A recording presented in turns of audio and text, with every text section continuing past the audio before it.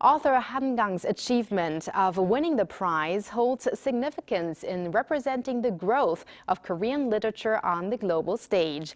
Eun-jin tells us more. Korean literature was first introduced to the West by missionaries shortly after the country's liberation, after the Korean War.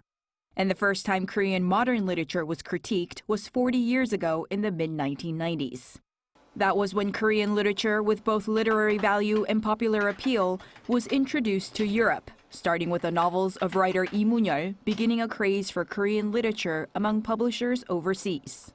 Around the same time, in 1996, the Korean Literature Translation Fund was established, which led to the establishment of today's Literature Translation Institute of Korea. Into the 2000s, the publishing industry and the government began sustainable support for the advancement of writers abroad, including participation in overseas book exhibitions.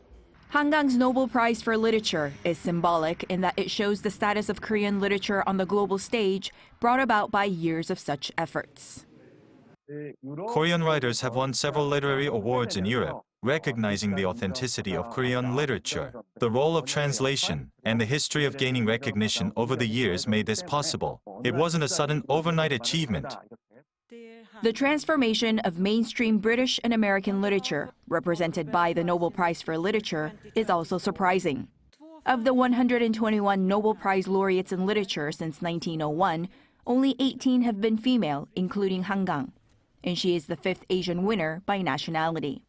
Amidst criticism of underrepresentation that the Nobel Prize in Literature has been a Eurocentric male affair, this year it has been awarded to an Asian woman writer in her mid-50s.